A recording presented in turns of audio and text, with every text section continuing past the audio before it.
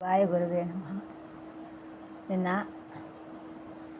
మనం చెప్పు కుటుంబాలు ఒప్పుకుంటా ఉప కుటుంబాలు చెప్పుకున్నాము. ఇప్పుడు ఆంతరిక పునర్నిర్మాణం ఏంటో చూద్దాం. ఇది ఒక నిర్ణీత కాలానికి చెందిన భాషలోని అంటే సంధి పరివర్తనాలు ఆధారంగా ఆ భాష ప్రాచీన పద్ధతి పునర్నిర్మించడానికి ఉదాహరణ. అంటే ఇప్పటి తెలుగు లేక నన్నే కాలపు తెలుగు గురించి. కనుక ఇది సోదర భాషలున్న భాషల విషయంలో తులన పద్ధతికి సహాయకారిగా ఉంటుంది నా ఊహ. సోదర భాష లేని బాస్కు వంటి ఒంటరి భాష విషయంలో వాటి ప్రాచీన చరిత్ర తెలుసుకునేందుకు ఇది ఒకే ఒక ఆధారం. చారిత్రక ఆధారాలు లేని భాషలో కూడా లిఖితమైన ఆధారాలు వాళ్ళు తెలుస్తున్నాయి. భాషాస్థితికి అంతరంగా తెలుస్తూ భాషాస్థితికి ఆంతరంగిక పునర్నిర్మాణానికి పద్ధతి ఉపయోగించి ఇంతకంటే ముందు కాలంలో ఆ భాష ఎలా ఉండేదో తెలుసుకో. కనుక దీనివల్ల మంచి ప్రయోజనం ఉంటుంది. ఇప్పుడు ఒక భాషలో ఒక పదం కానీ అర్థకం కానీ ఒక పరిసరంతో ఒక వర్ణంతో మరొక పరిసరంతో మరొక వర్ణంతో ఉన్నప్పుడు అటువంటి పదాన్ని లేక అర్థకాన్ని ఈ మార్పు లేని మరొక పదం లేక అర్థకంతో పోల్చి చూస్తే మొదటి దాంట్లో ఉన్నటువంటి రెండు వర్ణాలు ఏది ప్రాచీనమో మనకు తెలిసిపోతుంది. ఉదాహరణ సంస్థలో మరుతుంది, శరత్తు, సమిత్ అని 3 శబ్దాలు తీసుకుంది. వీటిలో మరుత్తు, శరత్తు వీటిలో ఏమైంది హరిత్ శబ్దాలు తీసుకుంటే వీటిలో ప్రథమ వచనంలో హలుల ముందు మరుద్విహి ఉంటుంది, శరద్విహి ఉంటుంది, సమిద్విహి ఉంటుంది. ఇలా భేదం లేకపోయినా అజాది ప్రత్యయాల ముందు భేదం ఉంటుంది. చూడండి, మరుత్తు ప్రథమ వచనంలో ద్వివచనంలో మరుతో, ప్రథమ వచనం మరుత. అలాగే సమితో సమిత. అలాగే ఒక ఉదాహరణ, మరు శబ్దంతో తకారం ప్రథమ వచనంలో ఉంటే పదాంతంలో అచ్చు ముందు కూడా ఆ తకారం ఉంది. ఇది మరుద్విహి అని భానాదహాలు కనుక దాని ముందు దకారంగా మారింది. ఈ మార్పు చూద్దాం, ముందు చూద్దాం. దీన్ని చూస్తే ఏమవుతుంది, దకారం చాలా ముఖ్యమైనది, ఎక్కడిదో ప్రాచీనమని చూసుకుంటాం. ఇక అచ్చుల ముందు శరత్తు, సమిత్తు అనే రూపాల్లో తదలకు బదులు ప్రథమిక వచనంలో తకారం ఉంది. తకారమే ప్రాచీనమా లేక దశలు ప్రాచీనమా అనే సమస్య వచ్చింది. తకారం ప్రాచీనం అనుకొని అది అచ్చుల ముందు కొన్ని శబ్దాలలో మారకుండా ఉంటుంది. మరికొన్నింటిలో దకారం అవుతుంది, మరికొంటిలో ధకారం అవుతుంది అని అంటే అది ధ్వని పరిణామ స్వభావానికి విరుద్ధం కదా. మరి ఒక భాషలో ఒక ప్రాచీన ధ్వని అన్ని మాటల్లోనూ ఒక రకంగా మారుతుంది, భిన్నవర్ణ పరిసరాల్లో భిన్న ధ్వనులుగా మారుతుంది అనేది సార్వకాలిక సత్యం కదా. ఈ ప్రతిపాదన చూస్తే విరుద్ధం కనుక శరద్దులో దకారం ప్రాచీనమని, సమిత్తులో దకారం ప్రాచీనమని చెప్పడం సమంజసం కదా. అందువల్ల అనుకున్న ఉద్దేశం ఉంటాయి. పదాంతంలో మహాప్రాణులు అల్పప్రాణులుగాను, నాదస్పర్శాల శ్వాసస్పర్శలుగాను మారటం సంస్థలో నియమం కనుక పైవాటిలో తథలు పదాంతంలో తగా మారేయని నిర్ణయించవచ్చు. ఇది ఆంతరిక పునర్నిర్మాణానికి ఒక చక్కని ఉదాహరణ చెప్పచ్చు. అలాగే ఆంతరిక పునర్నిర్మాణంలో పైన మనం చేసినట్లు శశ్వత్ కూడా కొంత సాదృశ్యం ఉన్న శబ్దాలను కూడా శరజాతులను పరస్పరం పోల్చడం ముఖ్యం. సమస్త వైయాకరణలు శరత్తు శబ్దం దకారాంతమని, సమిశబ్దం ధకారాంతమని, దుక్శబ్దం సకారాంతమని, బాక్శబ్దం చకారాంతమని చెప్పడంలో ఆంతరిక పునర్నిర్మాణ పద్ధతి చాలా ఇమిడి ఉంది. దీనివల్ల ఈ పద్ధతి భాషా చరిత్రను తెలుసుకోవడానికి కాకుండా వర్ణనాత్మక వ్యాకరణం రచన శాస్త్రీయంగా చేయడానికి కూడా ఉపయోగిస్తుందనేది స్పష్టంగా అర్థమవుతోంది. ఈ చర్చ వల్ల అనే చర్చ. దీనివల్ల ఏమైంది, పదాంతం అనేది నిషేధ స్థానం, అచ్చుల ముందు అనేది నిషేధ రహిత స్థానం. ఎందువల్లంటే అచ్చు ముందు తాద మూడు రావచ్చు, కానీ పదాంతంలో అల్పప్రాణ శ్వాసమే ఉండాలి, మిగిలిన స్పర్శాలు ఉండకూడదు అని నిషేధం ఉంది. అందువల్ల ఇక్కడ దతలు తాగా మారే నిషేధరహిత స్థానంలో ఉన్న ధ్వనులే పరివర్తన ఉన్నప్పుడు ప్రాచీనాలు గ్రహించాలనే నియమం కూడా అర్థమవుతుంది కదా. దీన్ని బట్టి దీని నిర్మాణం వల్ల ఆధునిక కాలంలో మొట్టమొదట ఉపయోగించిన 19వ శతాబ్దం చెందినటి హెర్మెన్ గ్రాస్మస్. ఈయన సంవత్సరంలో గ్రీకులోను ముఖ్యంగా క్రియలో 2 మహాప్రాణాలు పక్కపక్కన ఉండవు అనే విషయం కనుగొన్నారు. దీన్నే తర్వాత గ్రాస్మస్ సూత్రం అన్నారు. సంస్థల్లో భూతార్జున పరోక్షేఘిటు క్రియలో ధాతు ప్రథమ హల్లు అచ్చే ద్వితమైపోతాయి. పపాత పడ్డాడు, దదర్శ చూశాడు. కానీ మహాప్రాణం ధాతువులకు విరుద్ధి వచ్చినప్పుడు మహాప్రాణం స్థానంలో దానికి సంబంధించిన అల్పప్రాణం తప్పకుండా ఉంటుంది. భూ నుంచి బభూవ అయింది. ధరించినటువంటి దధార ధరించాడు, దధార. అలాగే బభార. ద్వితీయ నియమాన్ని అనుసరించి వీటి పూర్వరూపాలు బభూవ, దధార అయి ఉండాలి. 2 మహాప్రాణాలు మొదట వాని మహాప్రాణత్వం లోపించిందని మనం ఊహించవచ్చు. గ్రీకులో కూడా ఇటువంటి మార్పు జరిగింది. సంస్కృతం బభువాకి తుల్యంగా గ్రీకులో పెఫుక అనేటువంటి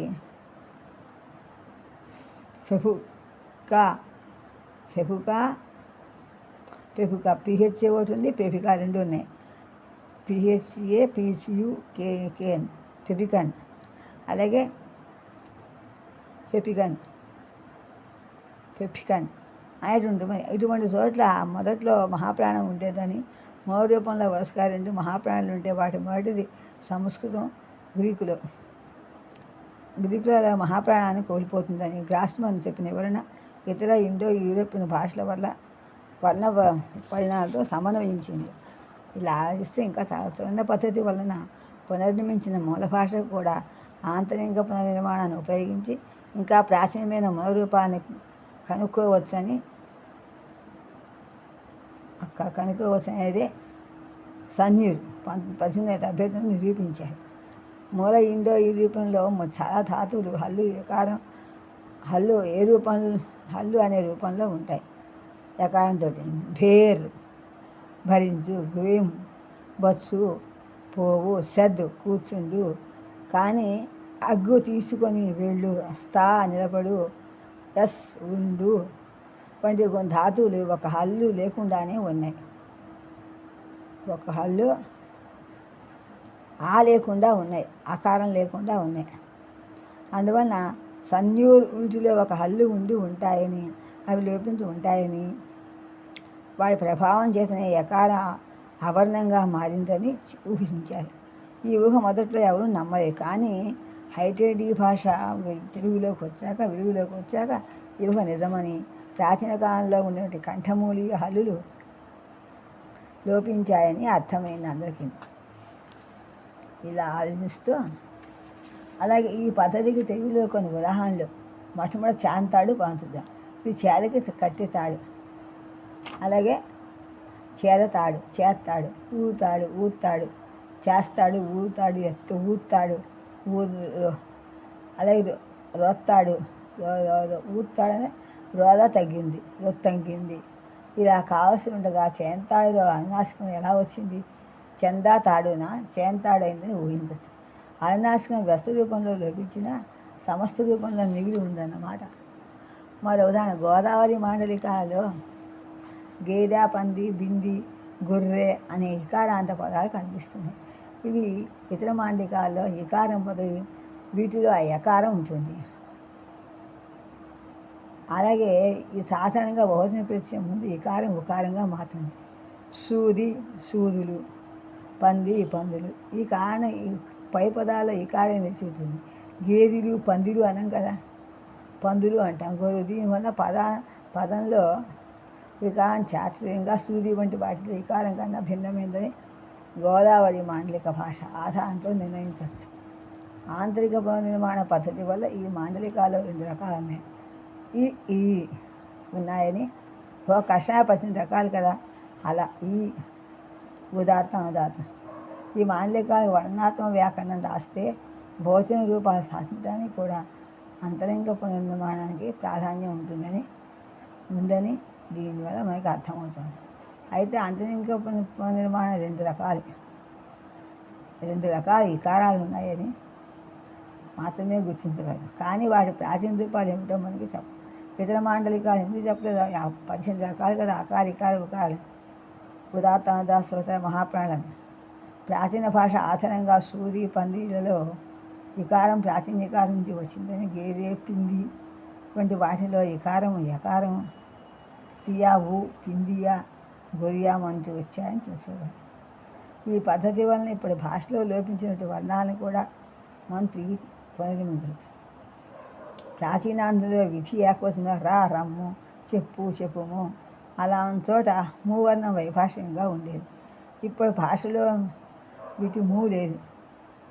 కానీ విధి రూపం తర్వాత అనుధాతు రూపం ఏదైనా వస్తే ఈ మకారం కనపడుతుంది. రమ్మను అడగమంటే చెప్పమన్నారు.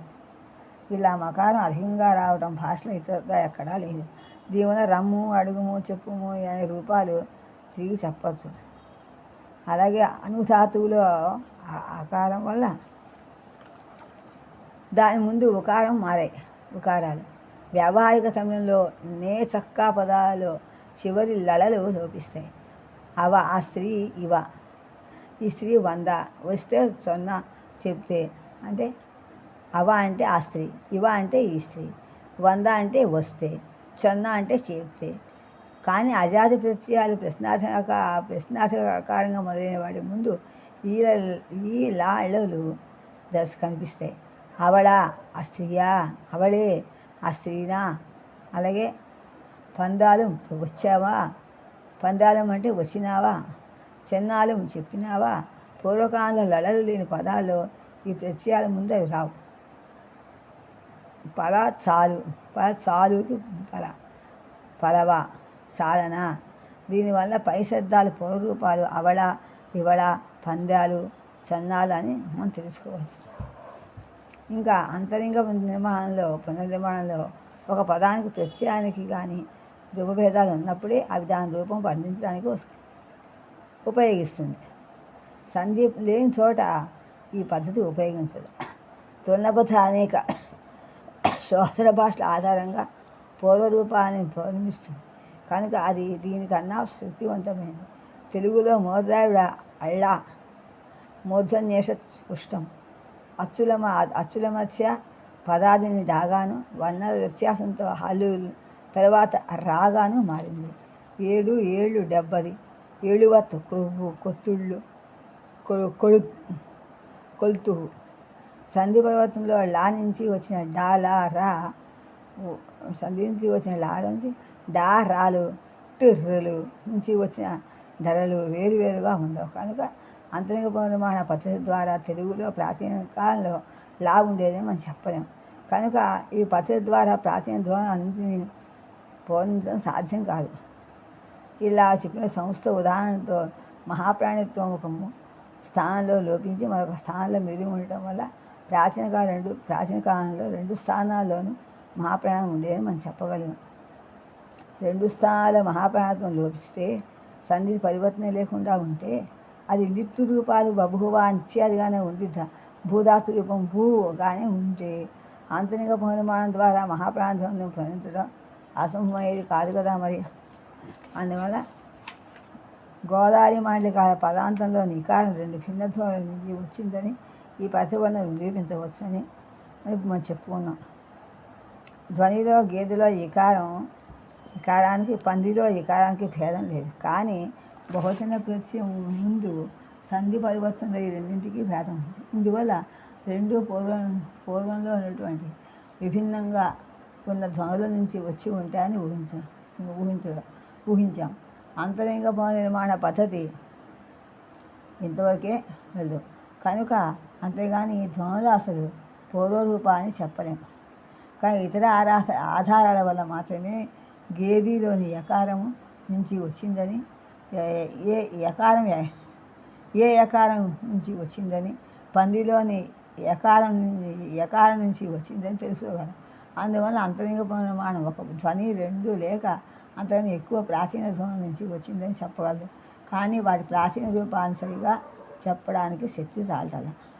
కనుక ఈ తునపది వాటి సరైనటువంటి ప్రాచీన రూపాన్ని చెప్పగలరు.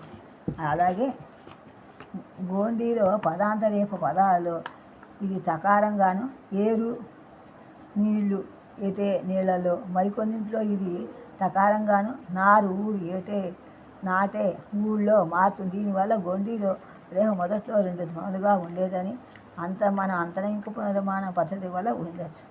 తులన పద్ధతి ఏరులో రా నుంచి వచ్చిందని తా యారు నది, నారులో రా టా నుంచి వచ్చిందని, తా నాటు దేశం వచ్చిందని స్పష్టం చేస్తుంది. కొడగు క్రియలో కసంతి 2 విధాలుగా ప్రవర్తిస్తుంది. కేళ్ళు విను కేళ్ళు అంటే విను అడుగు భూతకాల ప్రాతిపదిక కేర్తని. కానీ బూళ్ళు పడు భూతక ప్రాతిపదిక బుద్ధు. ఈ ఆంతరిక పరిమాణం ఈ 2 లకారాలు ప్రాచీన కాలంలో భిన్నమైనవి చెప్తోంది. ఆ తులనపదిలో కేళ్ళు లకారం లా నుంచి వచ్చిందని, హూళ్ళు లకారం తా వీళ్ళు నుంచి వచ్చిందని ధ్వని ప్రమాణం స్పష్టం చేసిన ధ్వని స్వరూపం ఇలా స్పష్టం చేసింది. దీనివల్ల ఆంతరిక పరిమాణ సంధి పరివర్తన చోట్లనే సాధ్యమని, అందువల్ల ఇది ప్రాచీన ధ్వనులన్నింటినీ పునర్నిర్మించలేదని, ధ్వనిని పునర్నిర్మించగలిగిన చోట్లలో కూడా వాటి అసలు స్వరూపాన్ని చెప్పలేదని అర్థమవుతోంది. ఈ పరిమితులు ఉన్న ఇది కొంతవరకు భాష ప్రాచీన స్వరూపాన్ని ఊహించడానికి తోడ్పడుతోంది. ఈ తులన పద్ధతి అంత శక్తివంతం కాకపోయినా తులన పద్ధతి వల్ల వచ్చిన ఫలితాలు సరైనవే అని అందుకే సహకరిస్తోంది. అందువల్ల సంధి పరివర్తన రూపాలని అది లేని రూపాలతో పోల్చుకోవడం అంతరంగ పరిమాణంలో ముఖ్యాంశం. అంతే. అలాగే ధ్వని పరిణామం చూద్దాం. ధ్వని పరిణామం కాలక్రమేణా మారుతున్నటువంటి విషయం మారుతుంది అనే విషయం ప్రాచీన సాహిత్యం ఏ భాషను పరిశీలించినా అర్థమవుతుంది. ప్రతి భాషలోనూ మాండలిక భేదాలు ఉంటాయని చెప్పుకున్నాం కదా. భాషల సంఖ్య పెరిగితే అనేక ప్రాంతాలకు కూడా విస్తృతమవుతున్న కొద్దీ మాండలికాలు ఎక్కువ అవుతాయి కదా. ఇలా కాలక్రమంలో ఎక్కువ అవుతుంటే రాకపోక సన్నిగిలి మాండలిక పదాలు ఎక్కువైపోతూ ఉంటాయి. వాటి వెళ్ళి అర్థం కాకుండా అర్థమవుతుంది. మళ్ళీ మూల భాషను ద్వితీయ భాషలో తెలుసుకుంటాం. ఇలా తెలుసుకొని ముందుకు వెళ్తూ ఇలా ఈ విధంగా జరుగుతుంటుంది. భాషలో ఆకస్మికంగా కాక కాలక్రమంలో రావటం వల్ల ఏ కాలంలో భాషా వ్యవహారతకి తన భాష మాత్రం తెలియదు. కానీ ప్రాచీన సాహిత్య గ్రంథాలు, ప్రాచీన శాసనాలు మొదలైన ఆధారాలతో లభ్యమయ్యే ఒక భాషని ఈ కాలంలో వ్యవహారంలో ఉన్న అదే భాషతో పోల్చి చూస్తే అందులో వచ్చిన మార్పులు స్పష్టంగా మనకు తెలుస్తాయి. భాషలో భేదం ఎక్కువగా కనిపిస్తుంది. తెలుగులో నన్నయ్య ప్రాచీన కవులు వాడిన భాష ఇప్పుడు భాషను పోల్చి చూస్తే తెలుగు భాష అన్ని విభాగాలు వచ్చిన మార్పులు కనిపిస్తాయి. ప్రాచీన భాషలో వాడు, మూడు, చూగు మొదలైన పదాల్లో అరసున్న ఇప్పటి భాషలో కనిపించట్లేదు. మారు, నూరు, మరిది వంటి వాటిలో బండీరా వచ్చింది, రేపతో కలిసిపోయింది. ఇద్దరు బండీరా ఉండేది అక్కడ, వాటిపై బండీరా పోసి రేపతో వచ్చింది. నన్నయ్యకు ముందు కాలం శాసనాల్లో లచ్చు, పొళ్ళు మొదలైన పదాలలో లా అనే ధ్వని అనేక ఆయనకే రూపుమారింది. ఆ శాసనాల్లో పని, గొని మొదలైనటువంటి మాటల్లోని నకారం నన్నయకారానికే సకారం నకారంగా మారిపోయింది. అందువల్ల ప్రాచీన కాలంలో క్రొవ్వు, కొత్త, త్రాసు, కొద్దు, మొగ్గు పోయిన పదాల్లో రేపం ఇప్పటి భాషలో లోపించింది. పైన ఇచ్చిన ఈ మనం ఇప్పుడు చెప్పుకున్న వర్ణ నిర్మాణ మార్పుల ఉదాహరణలు పద నిర్మాణాలు, వాక్య నిర్మాణాలు, అర్థ నిర్మాణాలు కూడా మనం సహజంగా ఉంటాయి. మనం చాలాసార్లు చెప్పుకునేవాడిని. ప్రాచీన భాషలో తేరు, ఎరుగు, పలుకు, వీను, ఇడుమ, ఏరు, మార్కొను, తునుము వంటి పదాలు ఇప్పుడు భాషలో లేవు. అందువలన ఇవి మార్పులో కారణాలు. వీటిలో చాలా ఉన్నాయి. ఒక భాషలో ఒక భాషలో ఒక కాలంలో ఉన్న ధ్వని తర్వాత కాలంలో ఒకటి కానీ అంతగా లేక ఎక్కువ కానీ ధ్వనులుగా మాత్రాన్ని ధ్వని పరిణామం. అందుకని ఇన్ని కలిపే భాష కాబట్టి భాషాజీవనది సౌండ్ అంటారు. ధ్వని పరిణామం చేంజ్, ధ్వని చేంజ్ అంటారు. ధ్వని పరిణామాన్ని గురించిన విశేషం చర్చ యూరోప్లో 18వ శతాబ్దిలో మొదలైనట్టుగా మనకు తెలుస్తోంది. అంతకుముందు యూరోప్లో పండితులు భాషా కుటుంబాన్ని గురించి కానీ ధ్వని పరిణామం గురించి ఇక్కడ స్పష్టంగా చెప్పలేదు, అభిప్రాయపడలేదు. ప్రాచీన లాటిన్ వ్యాకరణం లాటిన్ గ్రీకు నుంచి పరిణమించిందని భ్రాంతిపడ్డారు. యూరోప్లో పండితులు చాలామంది బైబిలు మొదటి హిబ్రూలో రాయబడటం వల్ల హిబ్రూ అన్ని భాషలకి మూలమని నమ్మాడు. ఈ రెండు అపోహలకి 16వ శతాబ్దంలో జే స్కాలిగర్ మొట్టమొదట ఖండించారు.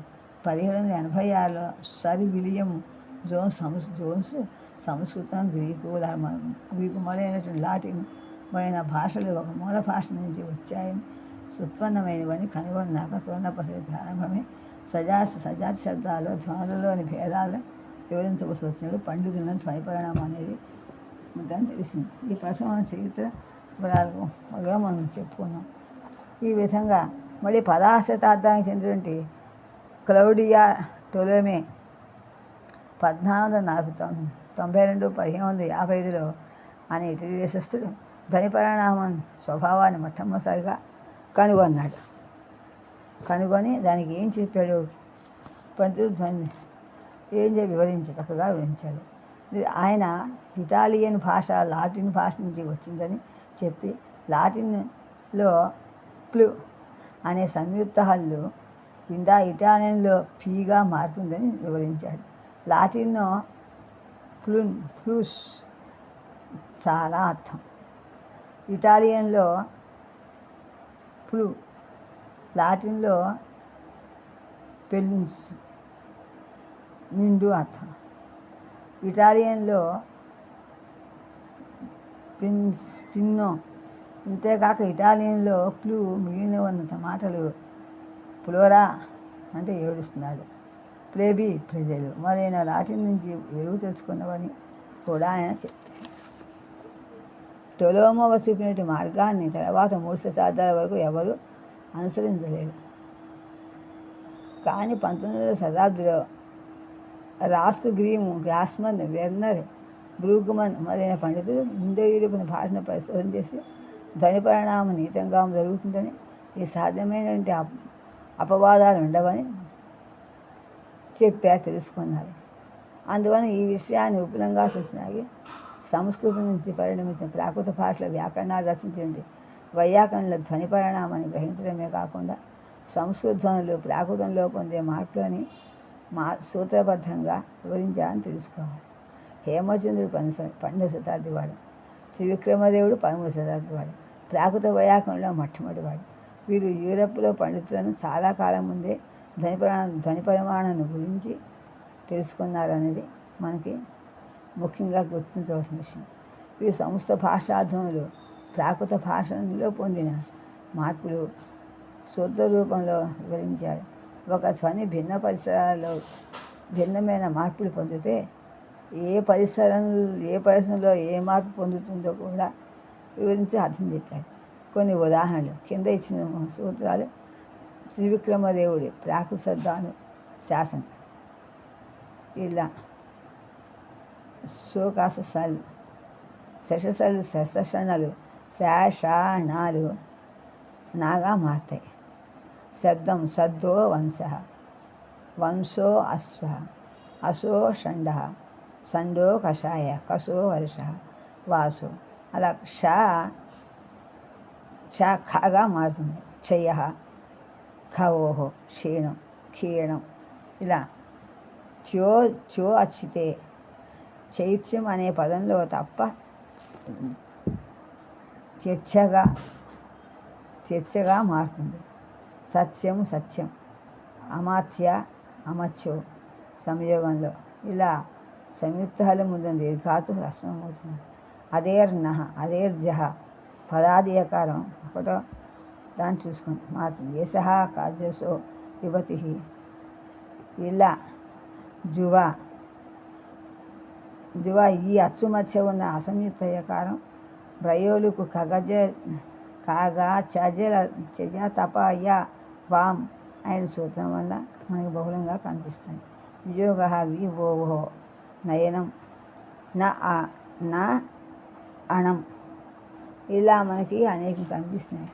ఋతువాత్తు పదాలు ఎక్కడ ఏ అధ్యాయంలో 2-7 అధ్యాయంలో ఉన్నాయని పదాదిహల తర్వాత రుకారం అకారంగా మారుతుందని కృతం భువం తృణం తాణం కేవలస్య రిహి 1వ అధ్యాయం 2వ పాదం 89 కేవలం రుకారం రీగా మారుతుంది.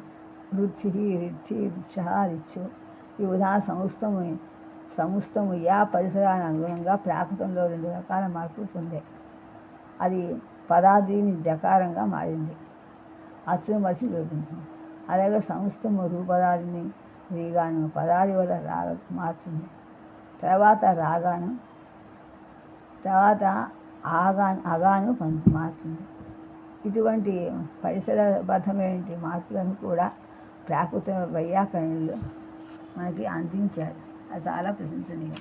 19వ శతాబ్ది ముందుగానంలో ప్రాకృత వైయాకరణలు టోలోమి వంటి కొందరు పండితులు ఒక భాషలోని ధ్వనులు భిన్న కాలాల్లో వచ్చినటువంటి మార్పులను గుర్తించారు.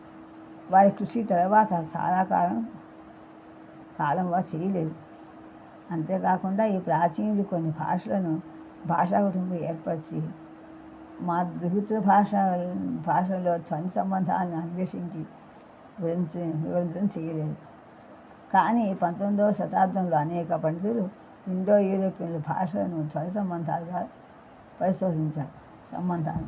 ఈ ఒక పండితులు పరిశోధించిన ధ్వని సూత్రాన్ని ఇప్పుడు ఇతరుల తిరిగి పరిశీలించి దానికి అపవాదిగా కనపడే పదాలు నిజంగా అపవాదాలు కావని, వాటిలో మనకు ధ్వని సూత్రం ప్రవర్తిస్తుందని కనిపెట్టారు. రాస్కో గ్రీములు జర్మానిక్ భాషలు చెప్పిన ధ్వని సూత్రాలను అపవాదాలుగా కనపడే వాటిని పరిశీలించి గ్రాస్మస్ వెర్నరు అని అపవాదాలు కావని, వాటిలో వేరు సూత్రాలు ఉన్నాయని కనిపెట్టారు. ఇటువంటి ఫలవంతమైనటువంటి పరిశోధన వల్ల ఉత్తేజితులై ఆగస్టు లెక్కిస్ కార్లు బ్రూగ్మన్ మొదలైన యువ వ్యాకర్తలు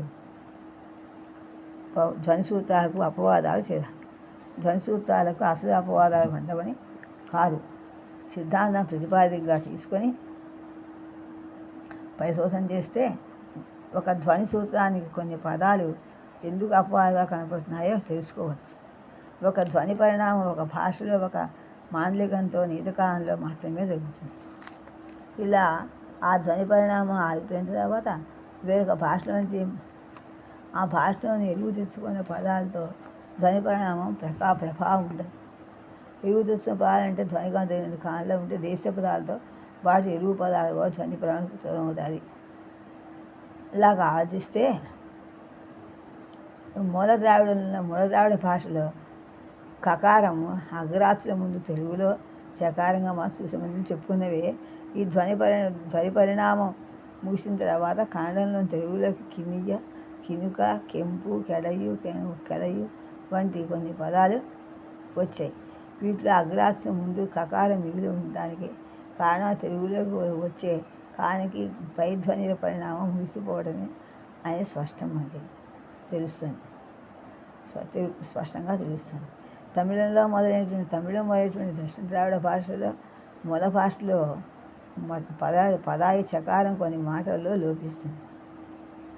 చారు, అరురి, చేయంత్, అయంత్, చిల్, ఇల్ లేదు. ఈ పరిణామం కారణానికే తమిళంలో సంవత్సరం నుంచి సహస్ర, ఆయితం, సభ అనే చా, నావప, ఆనం తమిళంలో చరణలు ప్రత్యేక వర్ణాలు కావు. ధ్వని అనుకున్న శబ్దాలు ఒక సహజ ధ్వనిని అనుకరించడానికి సృష్టించారు కనుక అవి కూడా ధ్వని పరిణామాలు లోనుగో. తెలుగులో కిలకిల, కీచు కీచు, కిరికిరు మొదలైన ధ్వని అనుకరణ పదాలు కకారం అకరాచు ముందు చకారంగా మారలేదు.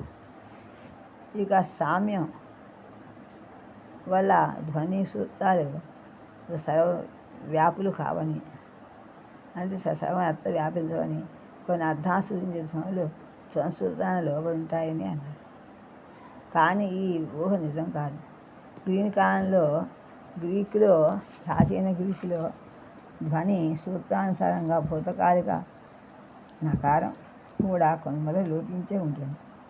హలంత ధాతువుల తర్వాత ఈ భూత ప్రత్యయంపై మాత్రం ప్రత్యయంపై సూత్రం లోపించక్కర్లేదు. కాబట్టి అగ్ని ధాతువు తర్వాత కూడా హలంత ధాతువుల సామ్యంతో లోపించిన నకారం స్థానంలో మళ్ళీ నకారం వచ్చేసిందని చెప్పవచ్చు అని ఇలా ఆలోచిస్తూ ఇంకా ముందుకెళ్తుంటే ఇలా ఆలోచన కొద్దీ మనకి దాంట్లో చాలా కొత్త కొత్త భేదాలు మనకి కనిపిస్తూ ఉంటాయి. చూడకపోతే ఏది తెలియదు. ఇలా అనుకోవడం వల్ల చర్చ వల్ల ఈ ధ్వని సూత్రాలకు అపవాదాలు ఏర్పడ్డాయని ముఖ్య కారణాలు ఉన్నాయి. ఏంటది? ధ్వని పరిణామం జరిగిన తర్వాత భాషలోకి వచ్చేది ఎరువు పదాలు, ఎరువు మాటలన్నమాట. ధ్వని అనుకున్న శబ్దాలు సామ్యం. కొన్ని సందర్భాల్లో మొదట ఏర్పడిన ధ్వని మాత్రం మొదట ఏర్పడిన ధ్వని సూత్రం అసమగ్రం కావడం వల్ల కొన్ని పదాలు అపవాదాలుగా కనబడుతున్నాయి. కనబడ్డాయి. ఇటువంటి అపవాద భాషలను పునఃపరిస్థితి తిరిగి పరిస్థితి ధ్వని మాత్రం నీటిని సంగుణితమో విశుద్ధమో చేసి అపవాసు రహితం చేయవచ్చు. మూల ద్రావిడ ఒకారం చదలో ఒకారం ముందు ఒకటై, కానీ త్వరియ దొరద సొరి రెండో అర్థం లేకపోయినా దాని ముందు తోగా మారి ప్రస్తుత గంధగా ఉచ్చరిస్తుంది అన్నమాట. ఈ విధంగా అర్థమైంది. పరిశోధన విస్తృతమై భాషా పరిణామం సమగ్ర స్వరూపం తెలుసుకోవడం సాధ్యమవుతుంది. కనుకనే మొదట్లో కొందరు వ్యతిరేకించిన ఈ సిద్ధాంతం సర్వజన అనుమోదం పొందింది. ధ్వని పరిణామం నిందపడి అభివృద్ధి జరుగుతుందని పండితార్థం నిరూపించబడింది. ధ్వని పరిణామాన్ని అపవాదుగా కనబడేవి నిజంగా అపవాదులు కావని పండితార్థం. ధ్వని పరిణామం అన్ని భాషల్లోనూ జరుగుతూనే ఉందని పరమసత్యం. జరుగుతుందని చెప్పనాలి.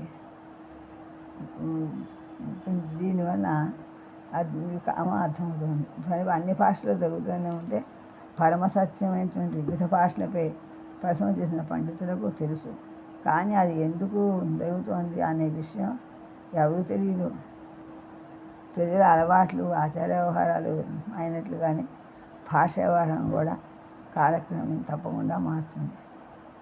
వర్ణ సమీకరణ మొదలైన వల్ల కొన్ని ధ్వని పరిణామాలు ఉచ్చారణ వల్ల సౌకర్యం కోసం సౌలభ్యం కోసం ఏర్పడవచ్చని చెప్పవచ్చు.